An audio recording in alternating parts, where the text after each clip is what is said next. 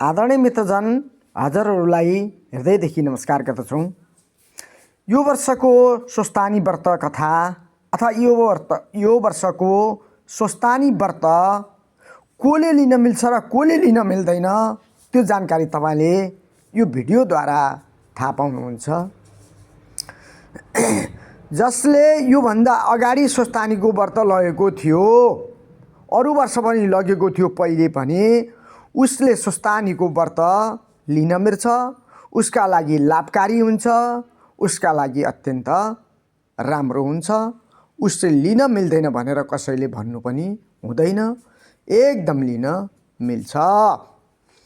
जसले स्वस्थानीको व्रत योभन्दा अगाडि लगेको छैन, कहिल्यै पनि लगेको छैन भने त्यस्ताले स्वस्थानीको व्रत यो वर्ष आरम्भ गर्न उचित मानिएको छैन।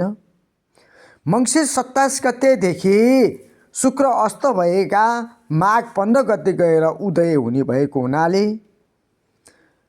पूजाको बेला आरम्भ गर्दा पनि स्वस्थानीको सुतक लागेको र पछाडि शुक्र उदय भए पनि तर अगाडि आरम्भ हुँदा शुक्र अस्त भएको हुनाले यो व्रत लिन मिल्दैन। त्यसो भएको हुनाले नयाँले नलिनुहोला, पुरानो चाहिँ लिन मिल्छ है।